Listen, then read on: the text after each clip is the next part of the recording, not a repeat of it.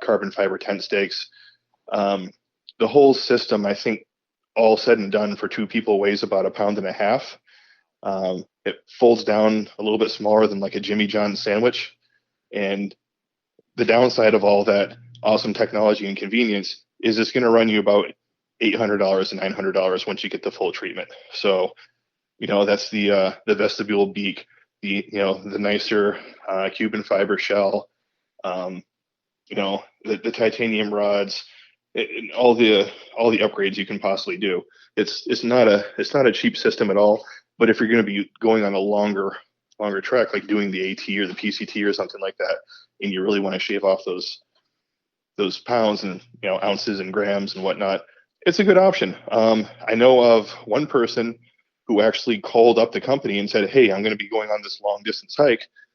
Would it be possible for you to demo me one of those tents?" And they just said, "Sure, yeah, absolutely. Write up a review, take lots of pictures. We'll use it for social media, and then when you're done, let us know how it performed. We want a reasonable professional style gear review over it." So he did, and he brought back the tent in beautiful condition, and they ended up letting him keep it. So, don't be afraid to ask around. You don't have to kill your wallet over getting nice gear. Yeah, and the worst that they can do is just say, "No, we can't," or not respond to you, and you're at the exact same point you are here. Or the best case scenario, you got a free tent. Yeah, it's definitely worth asking those questions. And like you mentioned before, going to EMS or REI, or if you're local here, Outdoor Gear Exchange over in Burlington. That place is awesome. Yeah, place is so cool. And just they all have stuff that they don't want anymore. At all times, they have stuff they don't want anymore. So it's always worth asking. And yeah, there's just so many options when it comes to shelters, tents. So when you and I were talking about this originally, I remember being like, man, there's just so much more. And then I went to Tarp Tent's website, and then you get on their website and you're like, oh my God, I don't know what, there's even more options than Kenny told me now. So yeah, it's definitely worth calling if you're not sure what to go with and you're about to do a backpacking trip, or you just want to start doing some camping. You could call them up or call up a lot of these companies and just tell them what you're looking to do, tell them what your plan is, and they'll point you in the right direction, because it can be overwhelming. There are so many options out there, and with the different weights that everything is, and 5 pounds might not be bad for one day, but for 6 months, it's a lot of weight. So it depends on what you're doing and where you're hiking, where you're backpacking. If you're just going out for a weekend in the high peaks and you're going to camp somewhere, as your base camp, pretty much anything would be fine. I would imagine at that point, it's not that big a deal to hike and set up, and then you're going to be using your day pack from there up and down all of the peaks and whatnot. But yeah. Also, something else to think about too is you really want to find gear that at the end of the day, you pare all your stuff down, you get the lightest weight things possible, and yada, yada, yada. But really at the end of the day, you have to find what works for you specifically. You can't get caught up in all the specs. Every product out there that's meant for ultralight backpacking is going to have incidental weight that's not listed in the spec chart. So for example, most tents nowadays, they don't come with the footprint, right? Some of them do. Some of them actually listed in their specs, but a lot of them don't. That's another add-on. So when you're looking at it going, oh, wow, this is a 1.7 pound tent. And then you throw in, the tent stakes that they didn't include in the specs, and the footprint and the extra guy wire, things like that. Is the product still going to work for you? Are you still going to love it just as much as you originally did when you found it? Yeah, absolutely. But don't get too hung up on, shaving every gram and ounce off. And the same thing goes with hammocks too. I mean, there's a lot of hammocks out there that are these really great lightweight sleep systems, some of them meant for multiple occupants, which you have to be careful where you're anchoring it, obviously. But something to consider is, are you going to need to bring any extra cordage for it? Are you packing pads to protect the trees that you're actually hanging the hammock on? Which is definitely a very responsible thing to do. So just because you end up accruing these incidental weights, don't get too hung up in the spec sheets for every product. It's really all about what's most functional for you. That's great piece of advice. Yeah, it's unsolicited advice easy, on that. Yeah, it's easy to overlook those additional things you'll need. Cool. And if you're looking for an insulated tent in particular, that's from Crua Outdoors. That's kind of their bread and butter. Insulated tents. There's so many, and they're a very high end tent company. I highly recommend. I have a bunch of their tents, and very happy with all of them. Yeah, highly recommend checking them out. Now let's move on to backpacks. So now this was a conversation you and I had a number of times as I was prepping for the NPT. I ended up, so I have an Osprey Kestrel 48 liter, which weighs 3.5 pounds when nothing's in it. Most people would have been just fine camping and backpacking with that 48 liter pack. I was able to get all of my gear in that pack. I could have used it, but it stressed me out every time I packed it up. And this goes again with what Kenny just said with you got to find what works for you. So the fact that, well, I could get everything squeezed into that 48 liter, like it was ready to explode, that just stresses me out as a person. It's kind of like the claustrophobic element to it. Whereas some people don't want extra space.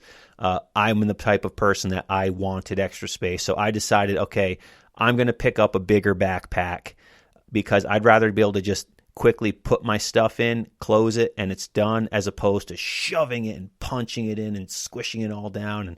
And that element stressed me out. So I took on my backpacking trip here on the NPT, I picked up a Teton Sports Explorer 4000 65 liter backpack.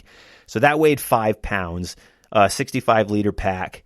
It had plenty of space. I had enough space for everything. I still pretty much maxed it out, but I mean, I could have fit more in if I shoved and punched and all that stuff, but I was able to easily just load it up and it didn't stress me out loading it up. So for me, that was worth the bigger size, the extra weight. And I mean, the backpack was $75. It was nothing.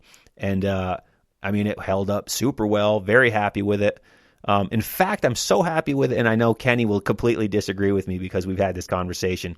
I'm so happy with it. I don't know if I'll ever buy an expensive backpack again because it worked so well and it was cheap. I mean, my Osprey pack's a lot more than $75, but of course, obviously that's a really high quality product. But in a pinch, I needed a 65 liter pack. I picked that up, $75.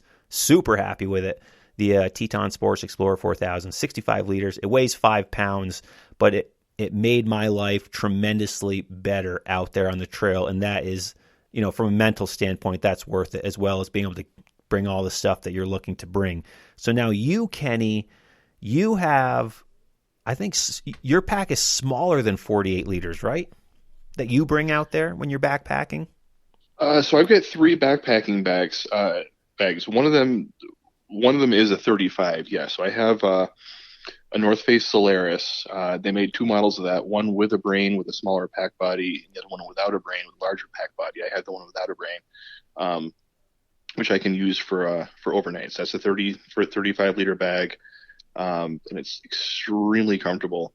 Man, 35 liter though, getting like overnight stuff into a 35 liter. This just goes back to our conversations. Man, I don't know how you're getting everything in that pack. Oh man, but continue. It amazes me that you can fit everything in a 35 liter pack. But I'm sure there's a lot of people out there that are like, how can you not fit everything in it? What are you bringing? And I'm like, I don't know what I'm bringing. I'm going to tell you on this episode everything I brought, but you're getting both reactions out of your listeners. I promise. Yeah, totally. I have it was actually the launch model of the Osprey Atmos 50 AG. That's my primary pack. And then I've got a low Alpine, I think that actually is a 65 liter that I picked up again on a super sale from EMS for like $80. And it's, in my opinion, $80 is not that much to spend on a backpack. Like you were saying, yours is pretty cheap at 75. It's right around the same price range. I don't love the pack because I haven't found a whole lot of use for it because gear itself is getting so much smaller and lighter now. Put a lot of miles on it when I first got it. It's a heavy pack. It's right around 5.5 pounds. So that one doesn't get a ton of mileage anymore. So both the North Face and the Osprey pack, what I've actually started doing over the last few years is instead of kind of sub packing everything down into these small, like ultralight dry cell packs and kind of compartmentalizing things is for the sake of saving weight and a lot of times saving time. Um, I'll put one dry cell pack or dry cell bag, like the ultralight stuff that keeps water out, inside the pack, and I'll just stuff everything else in it.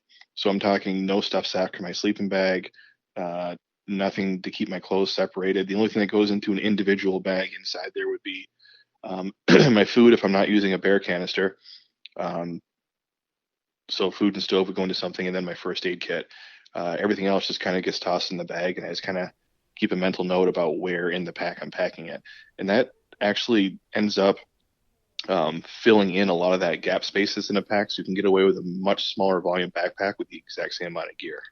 Yeah, that makes a lot of sense, and that's actually what I do on just day hiking. If I'm using my Osprey 48 liter, that's what I do. I have a garbage bag inside. It keeps everything wet or keeps everything dry, easy to shove everything in. For me, with backpacking and camping each night and pulling everything out and setting it back up and putting it back in, I again went with my what makes sense for me and what helps me be less stressed out. And for me, I like things having their space, and I know it adds weight. But again, I get that it adds weight. I weigh 230 pounds. I squat over 500 pounds, so I'm not like the weakest person out in the world.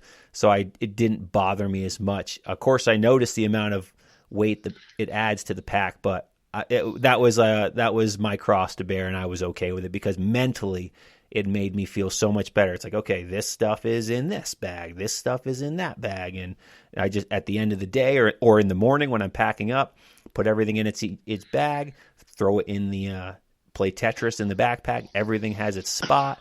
Pack it up, tighten it, go. So for me, that was better. So imagining me with no bags and just putting stuff in like you're doing, just thinking about it stresses me out. It just stresses me out. But I do understand the validity in it. That technique really will fill in the nooks and crannies and be able to get you a lot smaller. 100%. Yeah, it's not so much of a weight thing. It really is more of a volume thing. Before I, make all the heads explode of the OCD people out there, I'm not talking about like my pocket knife and like, emergency lighter and things like that. Those all go into the backpacks, hip pockets, and the brain storage and the other internal pocket that's in the bag. But the stuff that I'm talking about is so, I open up I spread out the dry cell bag inside the main compartment. So it's basically I'm looking into a bucket. Tent goes in, which will basically sit up against my back. So it occupies the center portion of the backpack. Sleeping bag gets packed around that into the bottom. And then once your tent and sleeping bag are in, my sleeping pad, which the pad itself gets crumpled up into a little ball, also gets shoved down in there. And everything else is going to be going to that main compartment is basically just your spare clothes. So you might have one or two shirts, one or two pairs of underwear, one or two pairs of socks. It's not really, your rain jacket. There's not a whole lot to keep track of at that point. And it's really like that's a lot of dead volume that's being occupied by things. So you can compress the whole thing down or just use a smaller pack. So it's, it's potato. Yeah. Everyone definitely has a packing style. This is something it did take a lot of trips to actually tune it in, because the first couple of times I went out there after trying this, I was like, oh my God, why did I ever do this? Because now I can't find half of my things. Sure. And then I figured out how to pack it. Okay, so if I pack it in this order, when I'm going down through these layers of things, I can now reach into my backpack very quickly and pull out the exact same thing I need without rifling, like you're doing like the blind feeling around inside your bag at night thing. Which stuff sack am I grabbing onto? I just know where it is in the pack now. Yeah, and over time, that would definitely be the case. It definitely was for me, even from going from the different sections here, as time went and each trip went, getting to know, and packing became obviously a lot faster than it was the first night, for sure. Cool. Well, yeah. So give us a quick suggestion. So, how big of a backpack do you think people? What's the smallest size backpack you think somebody would behoove them to have on a backpacking trip, like the Northville-Placid Trail? Or if you're just going in for a weekend, what type size packs do you think is kind of like the smaller end of the spectrum? And then Uh, I mean, personally, I use a 65 liter, and I don't understand how you would ever need anything more than that.